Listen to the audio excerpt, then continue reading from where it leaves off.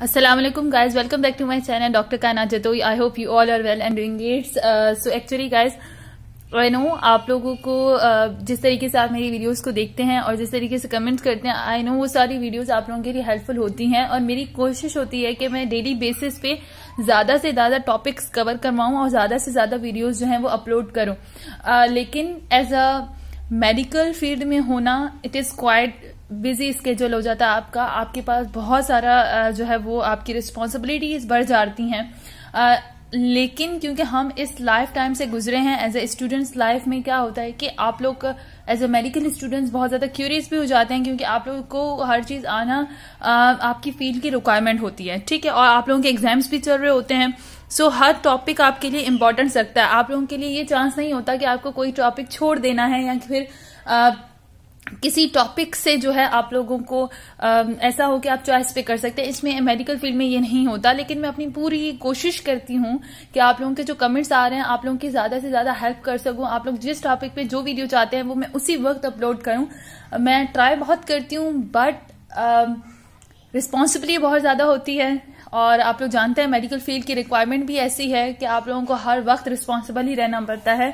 सो इसलिए मैं ट्राई करूंगी कि मैं आप लोगों के लिए, आप लोग जो जो वीडियोस बोल रहे हो मैं उसी वक्त अपलोड करूं। सो अभी जॉइंट्स एंड बोन्स से रिलेटेड काफी सारे स्टूडेंट्स के कमेंट्स आ रहे हैं कि उन्हें वो वीडियोस चाहिए। सो मेरे स्नेल क्लिनिकल एनाटॉमी के लेक्चर जो है वो सीरीज वाइज ही चलेंगे। सो अभी तक जो मसल्स के लेक्चर चल रहे हैं उन्हीं को ही मैं आगे चलकर कंटिन्यू करूंगी, लेकिन कुछ बच्चों की कमेंट्स पढ़ने के बाद मुझे ये लगा कि वाकई में उन्हें बहुत ज्यादा नीड है उन लेक्चर्स की, तो मैं वो लेक्चर्स पहले अपलोड कर दूं, क्योंकि एज अ मेडिकल फील्ड में आने के बाद आप रिस्पॉन्सिबल हो जाते हो कि आपको जो चीज आती है आप दूसरे तक डिलीवर करो, क्योंकि इल्म एक ऐसी चीज है कि जिसको आप जहां तक भी फैलाना चाहो वो आप लोगों के लिए एक जरिया, एक वसीला बनेगा कि उससे आपकी नॉलेज में ही इजाफा होगा। सो मैं स्टार्ट करती हूँ, यानी आप लोगों का टाइम लिया। सो अब मैं बोन्स को स्टार्ट करती हूँ। सो गाइस, वो स्टूडेंट्स जो बोन्स के बारे में कह रहे हैं, देखो बोन्स से रिलेटेड एक क्वेश्चन तो जरूर आएगा, ठीक है। शॉर्ट भी आ सकता है, किसी किसी जगह लॉन्ग क्वेश्चन भी आता है। सो स्नेल क्लिनिकल एनाटॉमी से आपको बोन्स की जो जो चीजें बताई गई मैं पहले वो समझा देती हूँ, देन फिर मैं आप लोगों को जो है वो आगे चल के बाकी चीजें समझाऊंगी। देखो बोन्स के बारे में क्या पता होना चाहिए। Bones is a living thing. यहाँ पे क्या बताया कि bone is a living thing capable of changing in its structures as the result of these stresses to which is subjected like other connective tissues. Bone consists of cells, fibers. Matrix is hard because of the calcifications of its extracellular matrix and possesses a degree of elasticity because of the presence of organic fibers. Bone has a protective function. The skull and the vertebral column, for example, protect the brain and spinal cord from the injury. The sternum and the ribs protect the thorax and upper abdominal viscera. It serves as a liver as seen in the long bones of the limbs. And as an important storage area for the calcium salt, it houses and protects within its cavities and the delicate blood forming bone marrow. Okay, अब आप लोग सोच रहे हैं कि ये इतना बड़ा पैराग्राफ है, इसमें क्या इन्फॉर्मेशन है। देखो ये आपको जनरल इन्फॉर्मेशन दी गई है, आपको सिंपली बताया गया है कि बोन्स जो है वो लिविंग टिश्यूज ही होते हैं जो कि अपने स्ट्रक्चर्स में चेंज होते रहते हैं, ठीक है, स्ट्रेस के कंडीशंस में। लाइक स्ट्रेस क्या, as a result of stresses का मतलब यह है कि आप कोई हैवी चीज उठाते हो, ठीक है।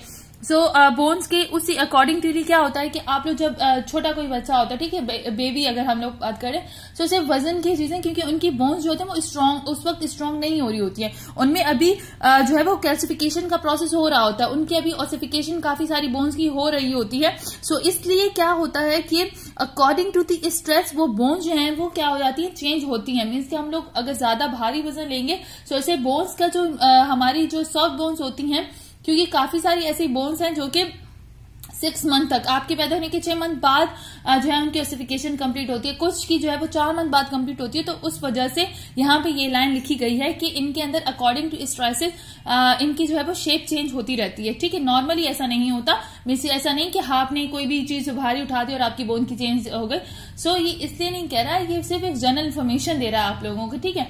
जिस तरीके से एक छोटा सा बेबी है, जब वो पैदा होता है तो मोस्टली क्या किया जाता है, उस बच्चे को स्ट्रेट सुलाया जाता है और काफी जगहों पे क्या किया जाता है कि उनको एक कपड़े से लपेट दिया जाता है, बांधा जाता है, ठीक है। 2-3 मंथ तक ऐसा करते हैं क्योंकि उस वक्त बिल्कुल सॉफ्ट बोन्स होती हैं। ऐसा ना हो कि एक पोजीशंस में अगर फॉर एग्जांपल वो बच्चा करवट बदल के और काफी देर तक एक ही पोजीशन में बैठा रहता है, 2-3 दिन 2-3 मंथ के बाद ऐसा ना हो कि उस बोन की शेप चेंज होता है। तो इस वजह से ये कह रहे हैं कि उन बोन्स को फिर क्या कहते हैं, उस बेबी को जो है वो रैप किया जाता है, ताकि फिर वो अच्छे से जब नहला धुला के उसे 2-3 घंटों के लिए डेली बेसिस पे बांध दिया जाता है। मीन्स कि ये कहीं कहीं भी प्रोसेस होता है, ठीक है। तो इससे क्या होता है कि उनकी बोन्स स्ट्रेट रहती हैं, ठीक है। तो ये वो पॉइंट यहाँ पे आके क्लियर कर रहा है। Like other connective tissues, bone consist of the cells, fibres and matrix. Other connective tissues की तरह बोन जो होती है वो सेल्स, फाइबर्स और मैट्रिक्स से कंसिस्ट होती हैं। It's hard because of the, लेकिन ये हार्ड होती है क्योंकि जो इसका एक्स्ट्रा सेलुलर मैट्रिक्स होता है ना, वो उस पर कैल्सिफिकेशन हो जाती है, ठीक है।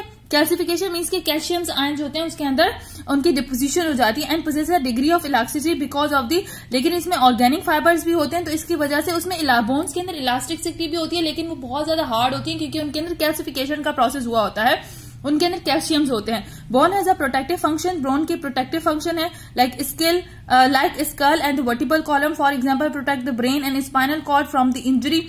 अच्छा, जैसे हमारे पास क्या है कि बोन्स के प्रोटेक्टिव फंक्शन तो है, लाइक स्कल हो गया, वर्टिब्रल कॉलम हो गया, ये प्रोटेक्ट करता है ब्रेन को, स्पाइनल कॉर्ड को इंजरी से। देखो ये हमारे पास स्कल है ना, ये स्कल है, ठीक है। यहाँ पे काफी सारी नर्व्स होती है, बोन के अंदर इतनी नर्व्स हैं, क्रेनियल नर्व्स अगर हम देखें तो 12 क्रेनियल नर्व्स हैं जिनके ओरिजिन यहाँ से होते हैं, वर्टिब्रल कॉलम से निकले होते हैं। सो हमारे फोरामेन, ये हमारे पास देखो, तो ये स्कल जो होता है वो एज अ प्रोटेक्शन प्रोवाइड कर रहा है हमारे इंटरनल ऑर्गन, ब्रेन के जो इंटरनल आगे स्ट्रक्चर्स हैं उनको वो प्रोटेक्शन प्रोवाइड कर रहा है, ठीक है। इसी तरीके से वर्टिब्रल कॉलम है, ओके। स्पाइनल कॉर्ड को क्या प्रोवाइड करते हैं, हमारे पास जो है वो प्रोटेक्शन प्रोवाइड करते हैं। Protect the brain and spine from the sternum and the ribs, protect the thoracic and और अपर एब्डोमेन विसरा। इस तरीके से स्टर्नम हो गई, यहाँ पे जो हमारे पास स्टर्नम है, ये हमारे पास स्टर्नम है, ये क्या है हमारे पास, ये हमारे पास पूरी स्टर्नम होती है। स्टर्नम से रिलेटेड वीडियो भी अपलोड हो चुकी है मेरी वीडियो चैनल पे, वो भी देख लीजिएगा आप लोग। तो ये हमारे पास स्टर्नम है। वैसे स्टर्नम जो है वो हम लोग 2nd चैप्टर में डिटेल में पढ़ेंगे। सो ये स्टर्नम है, ये हमारे पास रिब केज है, ठीक है। अब ये क्या करिए, स्टर्नम और रिब केज जो होती है ना, ये हमारे पास थोरैक्स और अपर एब्डोमेन विसरास को, मीन्स के ये थोरैक्स, ये जो थोरैक्स का स्ट्रक्चर है इसको, और एब्डोमेन के जो अपर वाले विसरास हैं उनको जो है वो प्रोटेक्शन प्रोवाइड करती है। उसके बाद क्या है, it serve as a levator as seen in the long bones of the limbs. अच्छा, ये एज अ लिवेटर भी बोन्स हमें जो है वो एज अ लीवर के तौर पर, मीन्स कि हमें कोई भी चीज उठाने में हेल्प करने में जो लॉन्ग बोन्स होती हैं वो हमारे पास लिम्स की वो हेल्प करती हैं। As an important storage for calcium salts. जब आप बायोकेमिस्ट्री पढ़ेंगे, फिजियो पढ़ेंगे, तो उसमें आपको दिखाया जाएगा किस तरीके से बोन्स के अंदर जो है हमारे पास कैल्शियम आयन डिपॉजिट होते हैं, और वो कैल्शियम आयन जो होते हैं वो हमारे लिए कितने इंपॉर्टेंट है। तो ये स्टोरेज करवाते हैं कैल्शियम आयन की। It houses and protect with its cavities and delicate blood forming bone marrow. अच्छा, ये प्रोटेक्ट क्या करता है, protects with in its cavities the delicate blood forming bone marrows. अच्छा, अब आप लोग देखेंगे कि देखो, जब हम लोग फिजियो में आप लोग ब्लड फिजियोलॉजी करेंगे तो उसमें आपको पता चलेगा किस तरीके से बोन मैरो के अंदर हमारे पास हेमेटोपोइटिक स्टेम सेल्स होते हैं, जो कि हमारे पास red blood cell, white blood cells, lymphocyte की प्रोडक्शन करवाते हैं। सो इसमें बोन्स के अंदर जो है बोन मैरो होता है, बोन मैरो बनाते हैं जो कि आगे चल के ब्लड की फॉर्मेशन करता है। तो ये उन तमाम चीजों को भी अपने अंदर क्या करती है, एब्जॉर्ब करती है, उनकी भी